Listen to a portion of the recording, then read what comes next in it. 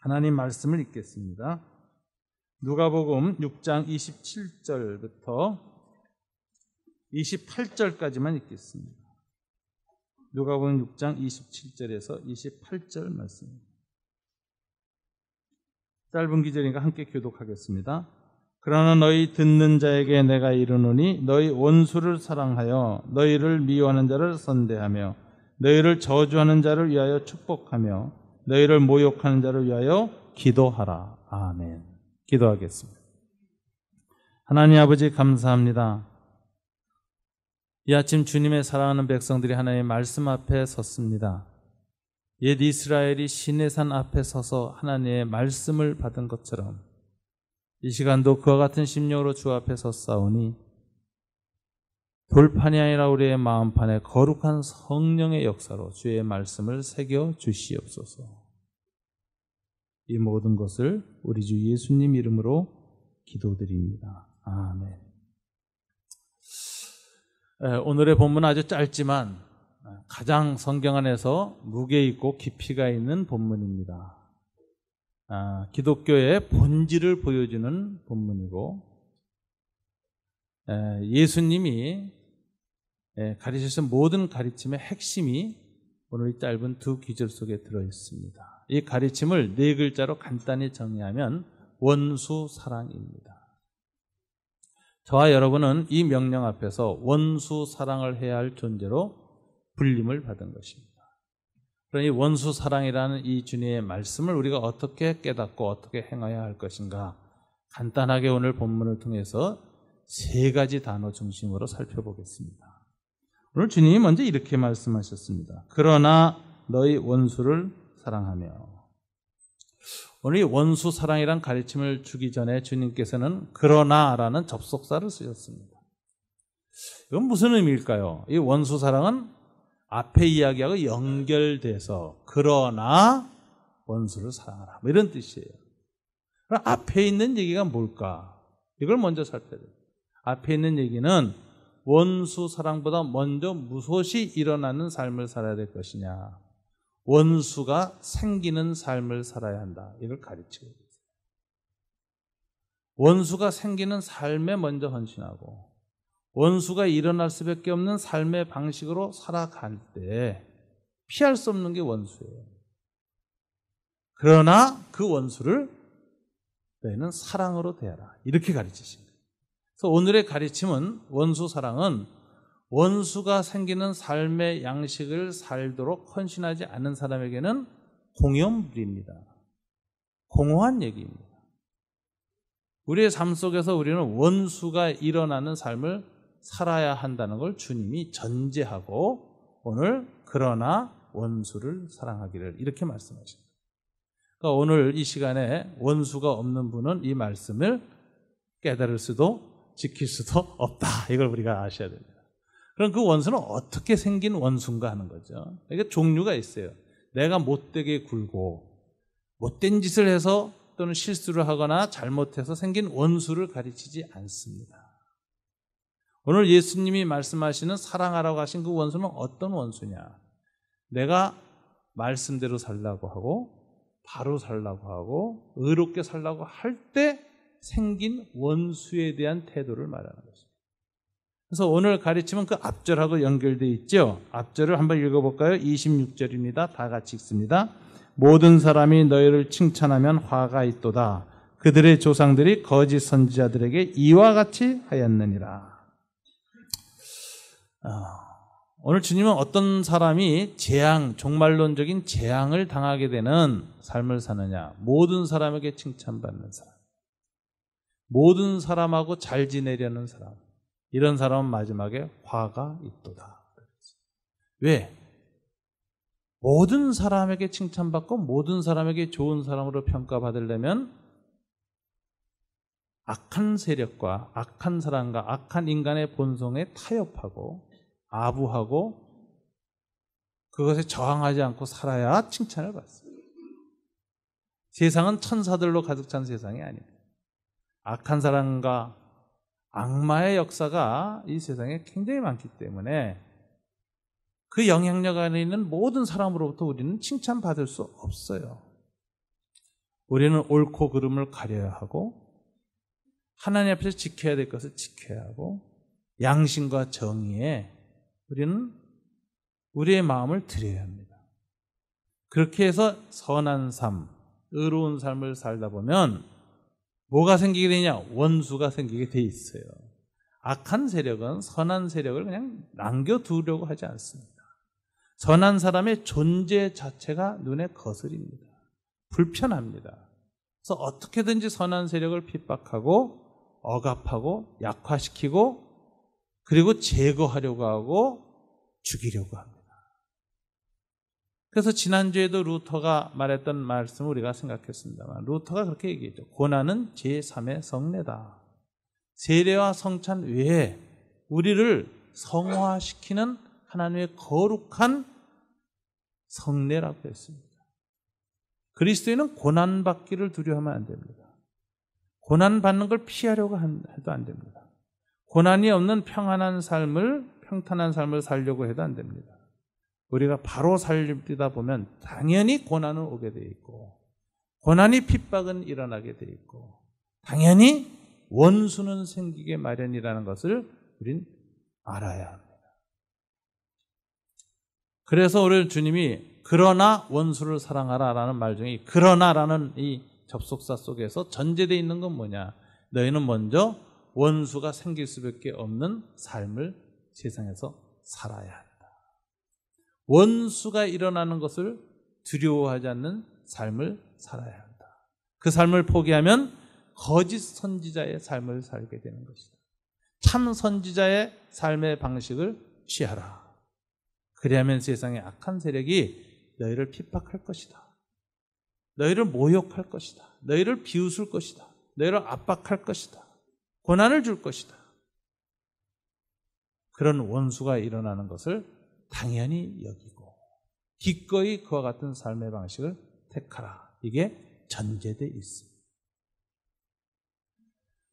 네, 그런 참 선지자적인 삶을 그리스도인이 이 세상에서 살아가도록 이렇게 주님이 명령하시면서 원수가 생길 때 어떻게 할 것이냐. 그러나 원수에 대한 반응을 우린 새롭게 해야 된다. 오늘 본문에 원수를 사랑하라 그랬어요. 이게 굉장히 어려운 겁니다. 누군가 여러분을 미워하고 괴롭히고 그리고 고통을 주고 그럴 때 여러분들은 한 번, 두 번은 용서할 수 있어요. 한 번, 두 번은 웃으면서 선하게 대할 수 있어요. 그러나 계속 또 뻔뻔스럽고 계속 또 악랄하게 계속 잔인하게 여러분과 여러분의 주위 사람들을 고통을 준다면 여러분은 그 원수를 사랑한다는 건 불가능할 것입니다.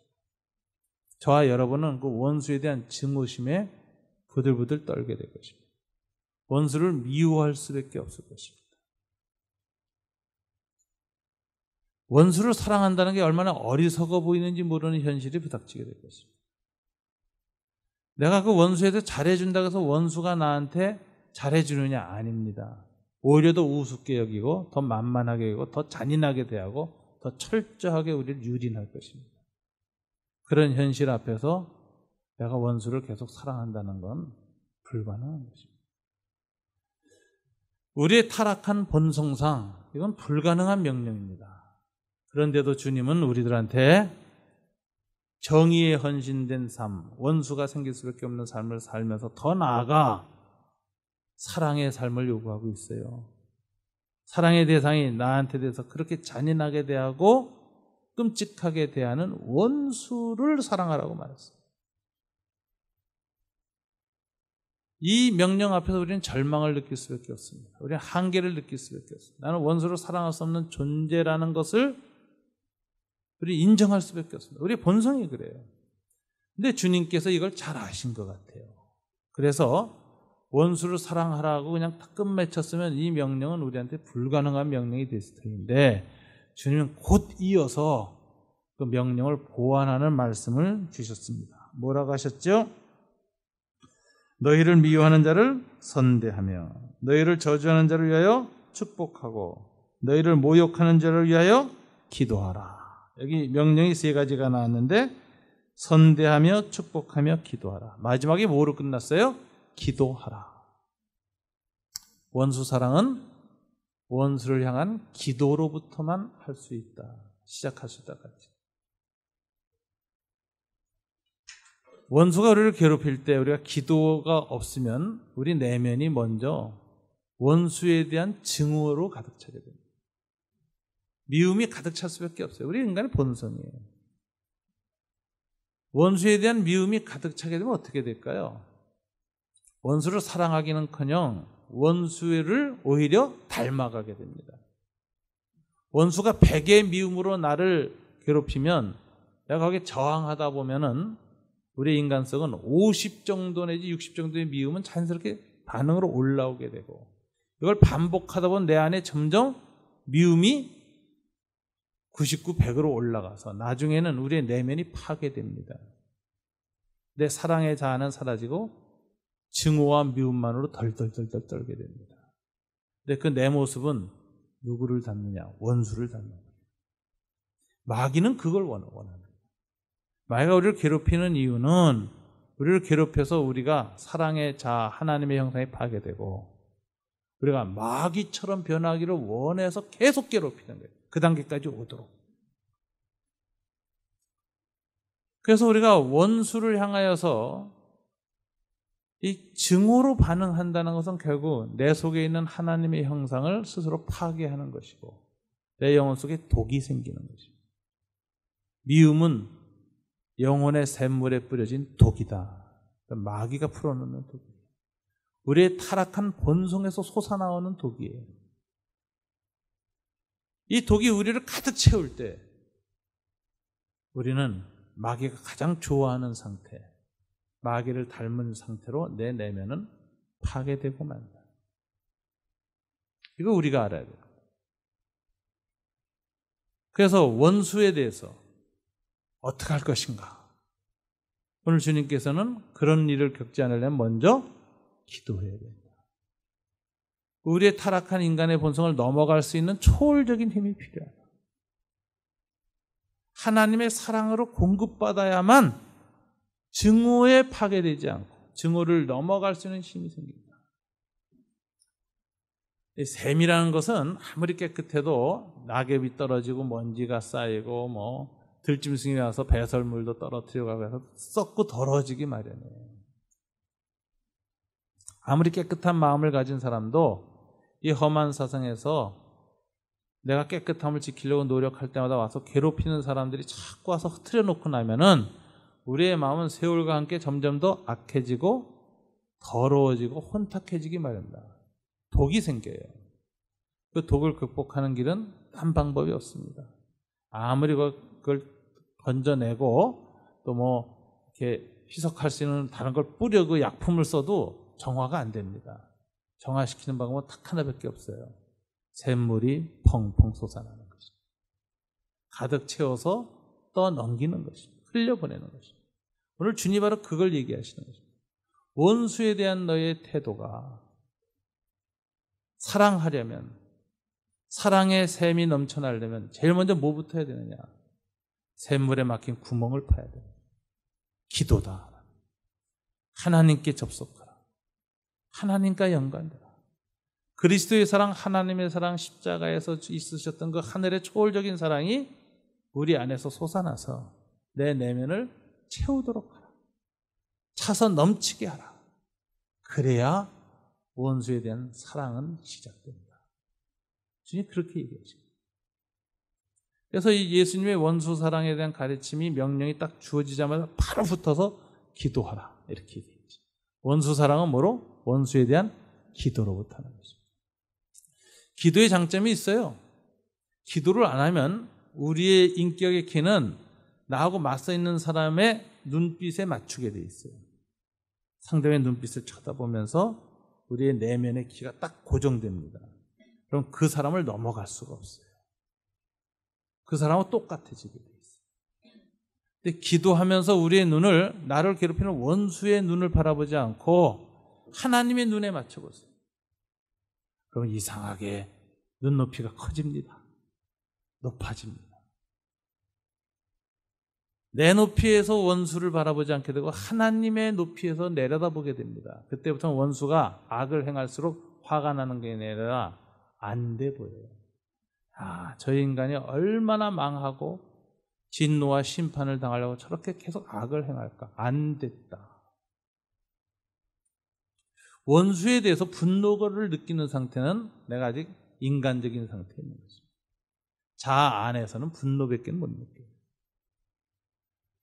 근데 성령이 충만해져서 하나님의 마음, 하나님의 눈길이 내 안에 가득 차지고 나면은 무슨 일이 생기는가?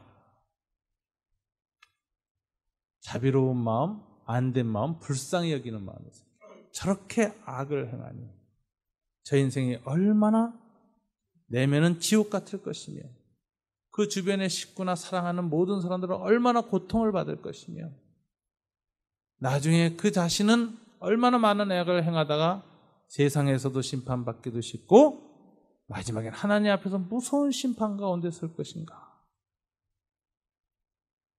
이 하나님의 마음으로 바라보게 되니까 분노도 일어나지만 분노보다 뭐가 더 먼저 마음을 지배하게 되느냐. 불쌍히 여김이 생깁니다. 그래서 이 마음은 어떻게 생기느냐? 기도할 때 생깁니다. 그래서 주님은 우리한테 불가능한 명령을 주신 게 아니에요. 원수 사랑, 거기에서 끝나면 불가능한 명령이에요. 근데 주님은 가능한 길을 제시했어요.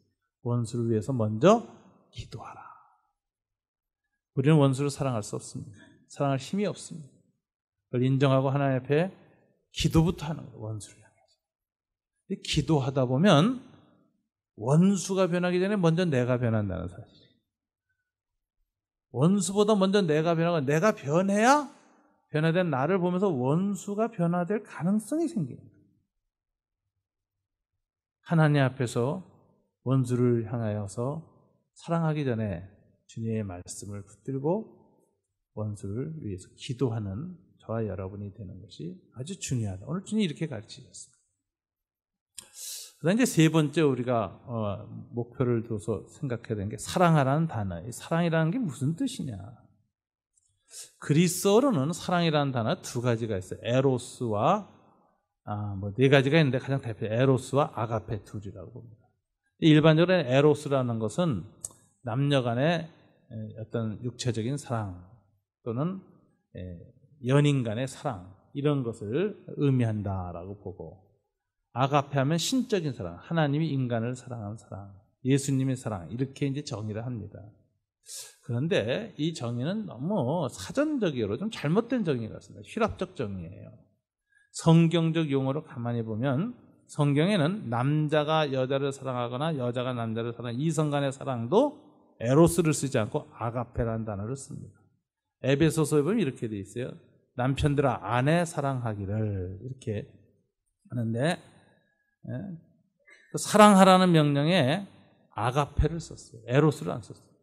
남편이 아내를 사랑할 때 에로스가 아니라 아가페로 사랑하라 이렇게. 그러니까 이 아가페라는 단어는 단순히 하나님 신에 대한 사랑만을 나타내는 것이 아니라 남녀 사이에서도 부부 사이에서도 해야 될 단어로 썼어요. 그럼 에로스와 아가페는 어떻게 정의해야 성경적 정의인가? 유명한 기독교 신학자로 C.H. 나드라는 분이 계시는데 이분이 이렇게 정의했어요. 에로스는 그 용법을 성경에서 보니까 그것은 무엇 때문에 사랑이다. 그래서 영어로는 because of love 이렇게 돼 있어요. 아가페는 뭐냐? 반대로 무엇임에도 불구하고의 사랑이다. in spite of love 이렇게 영어로는 그렇게 정돈을 했어요. 이걸 쉽게 얘기하자면 이런 뜻입니다. 에로스란 뭐냐? 어떤 사랑할 만한 이유가 있어서 사랑하는 거예요. 나한테 잘해주기 때문에, 이쁘기 때문에, 착하기 때문에, 나한테 큰 도움을 주기 때문에, 나한테 항상 긍정적으로 대해주기 때문에. 그래서 그런 여러 가지 사랑할 만한 이유가 있어서 우리 감정적으로도 좋고 그 사람을 대면 웃음이 나오고 좋고 그리고 그 사람에 대해서 하려는 의지도 나오는 요 상태, 요거는 에로스다. 지극히 인간적인 것이다. 그런데 아가페란 뭐냐? 그럼에도 불구하고의 사랑이에요. 뭐냐면 미운 이쁜 구석이 없음에도 불구하고 여전히 미움에도 불구하고 여전히 악함에도 불구하고 여전히 나를 괴롭히고 있음에도 불구하고 사랑하라. 그래서 이 아가페 사랑은 감정으로 하는 게 아니다. 의지로 하는 거예요. 감정은 원수를 좋아할 수가 없어요. 원수한테 내 감정이 뭐 따뜻해질 수가 없어요. 원수만 나타나는 내 감정은 차가워지고 내 생각은 굳어지고 그리고 눈빛이 달라집니다. 싸늘해집니다. 이건 어쩔 수 없는 거예요. 그런데 그런 감정의 기초에서 반응하지 말고 의지로 인스파이터 그럼에도 불구하고 감정은 그럼에도 불구하고 의지로 그것을 누르고 사랑하라.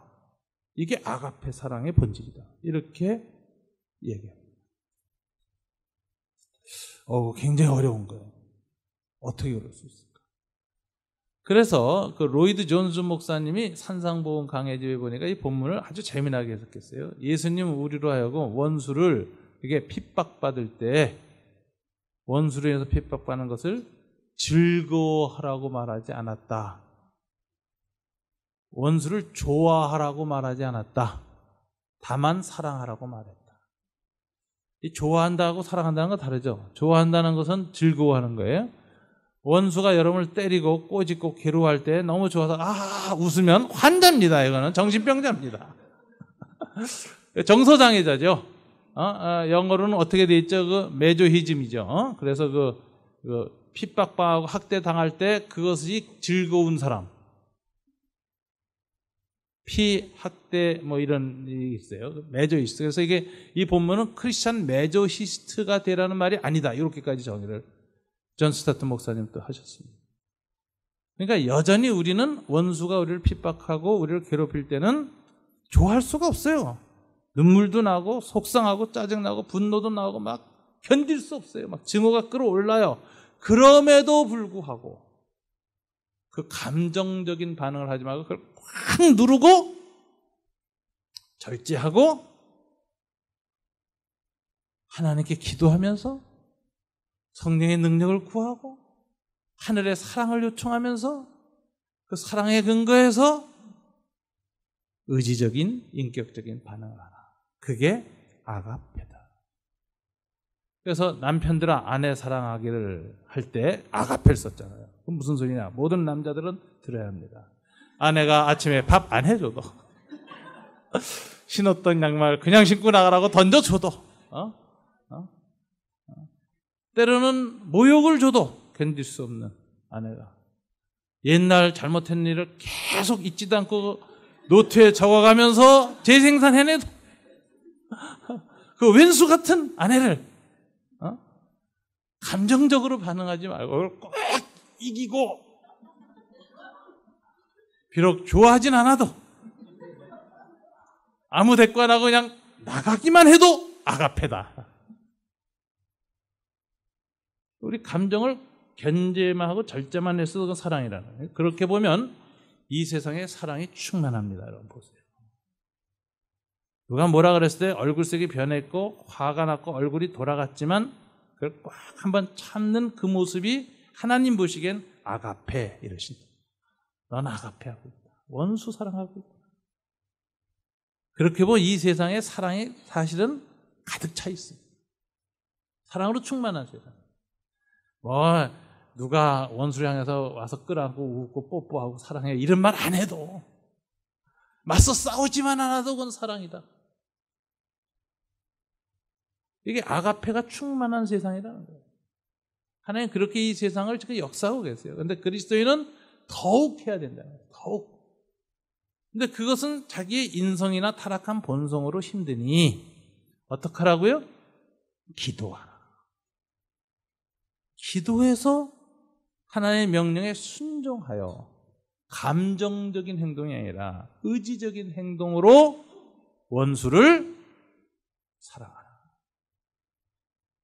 그래서 원수 사랑하라는 말은 굉장히 현실적인 말이지 불가능한 말을 한 게 아니다. 아주 일상적으로 원수 사랑할 수 있다. 여러분, 그래서 여러분이 여러분들을 힘들게 하고 괴롭히게 하는 사람 또는 억울하게 하는 사람, 나는 옳은데 악함으로 반응해서 정말 견딜 수 없게 하는 사람을 만났을 때 여러분들 아가페로 대하는 것 아주 작게 시작할 수 있습니다. 기도하면서 여러분의 일어나는 이 타락한 인간의 본성, 증오의 본성만 조금만 누르면, 절제만 하면 하나님은 아가페 하시는 거예요. 꽃이 피는 거예요, 우리 안에. 이 아가페 사랑은 점점 크게 할 수 있습니다. 이건 마치 근육을 늘리는 것과 같아요. 우리의 영혼 속에 증오의 근육이 있고 그 다음에 사랑의 근육이 있습니다. 헬스클럽에서 운동을 해보신 분들은 이렇게 운동을 하다 보면은 너무 무거운 걸 힘있게 들고 쩔쩔쩔 매다 보면은 근육이 파열이 일어나요. 그런 염증이 생겨서 한동안 이게 아파서 꿈쩍도 못하죠. 근육통을 앓잖아요. 근데 이상한 건 근육통을 앓고 나면 그 끊어졌던 근육이 다시 봉합되면서 아주 강해져요. 그래서 그런 근육통을 앓고 나면 그 다음에는 1kg 더 올려서 번쩍번쩍 듭니다. 강해져요. 우리 사람의 사랑의 근육도 마찬가지.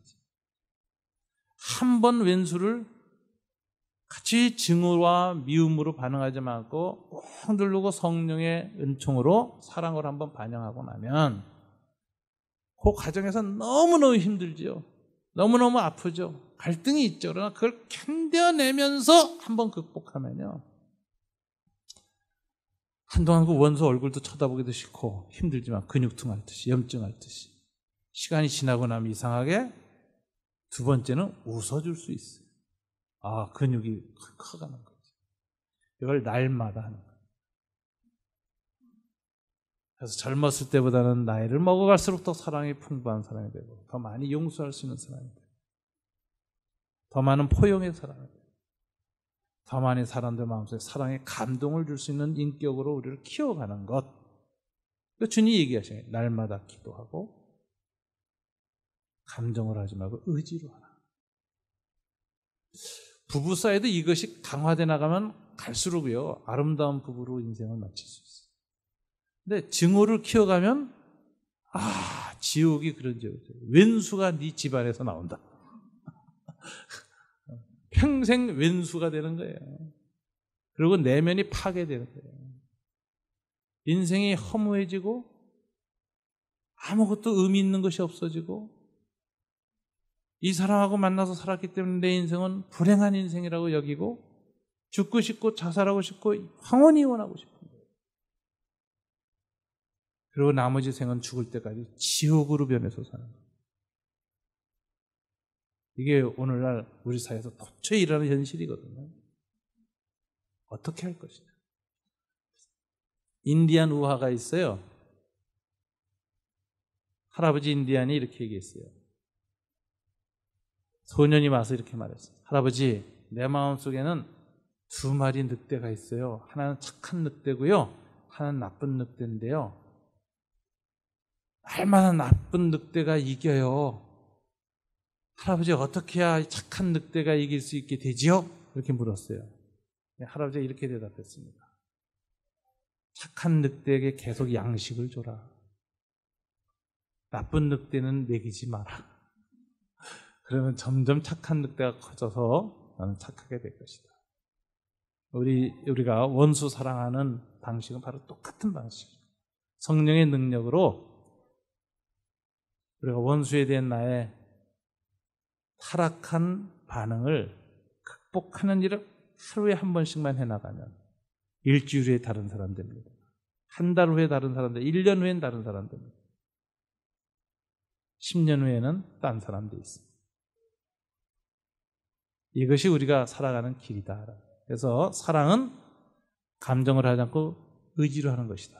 그래서 C.H. 다든 그런 얘기를 했어요. 사랑은 웃으면서 하는 것이 아니다. 원수 사랑은 이를 악물고 하는 것이다. 이를 악물고 막 하면서 하는 것이 원수 사랑이다. 이렇게 가르쳤어요. 여기에 대한 좋은 실화가 하나 있습니다. 네덜란드는 화란 장로교 개혁교회의 영성을 받은 그리스도인이 굉장히 많았습니다. 칼빈의 제자들이 많았어요. 한 여자가 네덜란드의 좋은 크리스찬 집안에서 살았는데 2차 세계대전이 터졌습니다. 그러니까 나치가 네덜란드를 점령했어요. 그래서 유대인들을 이제 잡아서 끌고 가기 시작했어요. 비록 유대인이지만 크리스찬으로서 그 사람들을 불쌍히 여겨서 숨겨지지 않을 수가 없었습니다. 그래서 이 여자의 집이 유대인 가족을 숨겨줬어요. 근데 이게 발각이 났어요. 그래서 유대인도 끌려갔지만 이 가족이 다 리벤스부르크라고 하는 수용소로 끌려갔습니다. 가혹한 수용소 생활 끝에 온 가족이 죽었어요. 특별히 그의 친누나는 한 간수에 의해서 학대와 고문을 당하다가 비참하게 죽었어요. 전쟁이 끝났습니다. 독일은 망했습니다. 네덜란드는 해방됐습니다. 이 여자분이 기도하는 중에 하나님 앞에 큰 감동을 받았어요. 이 죄지은 독일 사람들, 특별히 독일의 나치에게 협력했던 독일 기독교 교회, 그리스도인들을 아버지께서 돌아온 탕자처럼 회개하고 돌아오기를 기다린다. 누가 가서 나치에게 협력했던 그 독일인들이 회개하고 하나님께로 돌아올 수 있도록 복음을 전해야 돼요. 이분이 성령의 감동을 받아서 견딜 수 없어서 복음 전도자로 나섰습니다. 또 독일 전역을 다니면서 이 복음을 전해요. 여러분들이 비록 수많은 유대인들을 죽이고 히틀러가 그 일을 할 때 못 본 채 했고 또 예수를 죽인 유대인 무리라고 해서 정당화 신학화하면서 이 끔찍한 죄악에 참여했어요. 죄인입니다.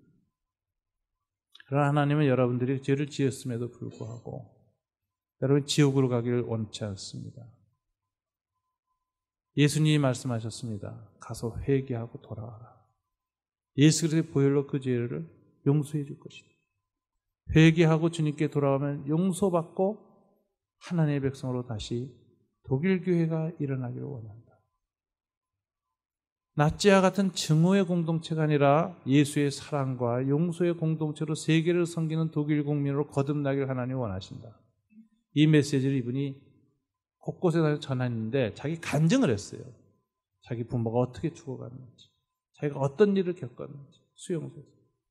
그 당했던 고난과 상처를 다 간증하면서 얘기를 하니까 소위 전후 독일의 대부흥이라는 것이 오는 거예요. 이분을 통해서 독일 교회가 하나님께로 돌아와요. 이분은 코리텐 붐 여사라는 분입니다. 자기 간증을 썼는데 주는 나의 피난처라는 책을 썼어요. 근데 이분이 이런 일화를 얘기해요. 한 분은 한 교회에 가서 집회를 했는데 집회 끝나고 이제 사람들하고 그렇게 악수를 하잖아요. 그리고 끌어안아주고 주님은 당신을 사랑하십니다. 이렇게 얘기를 해주면서 독일 그리스도인들을 다시 이렇게 하나님 앞에 초청하는 일을 하는데 줄 쓴 사람 중에 맨 뒤에서 있던 한 사람을 딱 봤는데 그 사람 보는 순간 코리텐 여사는 비명을 지르기 시작합니다. 자기 언니를 그렇게 잔인하게 죽였던 그 간수였어요. 그 사람 하도 많은 사람을 죽였기 때문에 기억을 안 해. 이 코리텐 붐을 기억을 못 해. 근데 코리텐 붐은 자기는 아는 거예요. 자기 언니를 죽인 그 사람. 그 잔인한 끔찍한 원수. 그래서 그 자서전에 보면 그렇게 돼 있어요. 그 순간 나는 하나님께 대해서 단 한마디 말밖에 할 수 없었다. 영어로는 O no예요. O no. 안 돼요, 하나님. 나는 피가 거꾸로 솟구치는 것 같았다. 그리고 그 순간 할 수 있는 말은 하나밖에 없었다. 하나님, 저 사람은 안 돼요. 저 사람만은 용서할 수 없어요. 그런데 그 순간 하나님은 계속 사랑하라고 마음속에서 말씀하셨다. 할 수 없어요. 아니, 저 사람만은 안 돼요. 할 수 없어요. 라고 되뇌이는 순간 그에게 번개같이 지나가는 생각이 있었다. 사랑하라. 그것은 명령이다. 하나님 이렇게 말씀하셨다. 사랑하라는 하나님의 명령이었음을 호련히 깨닫게 되었습니다. 그녀는 하나님, 저는 사랑하고 싶은 마음이 없습니다. 용기도 없습니다. 그러나 주님의 명령이라면 해보겠습니다라고 되뇌었습니다. 어느새 자기 눈앞에 다가온 그 사람을 향하여 그녀는 마음속에서 어떠한 사랑의 느낌도 없이, 용서의 느낌도 없이 그저 손을 덜덜 떨면서 내밀고 배를 끌어안았습니다. 그런데 바로 그 순간 하늘문이 열렸습니다. 코리텐 붐 여사의 기록. 하늘문이 열렸습니다. 하나님은 그 순간 내 마음속에 그를 사랑할 수 있는 넉넉한 마음을 하늘로부터 부어줬습니다. 마치 천사로 변한 듯 하늘의 달콤한 사랑에 가득 차여서 그 무뚝뚝한 표정의 간수를 끌어안고 그 순간 눈물을 흘리며 축복하고 용서하기 시작했습니다.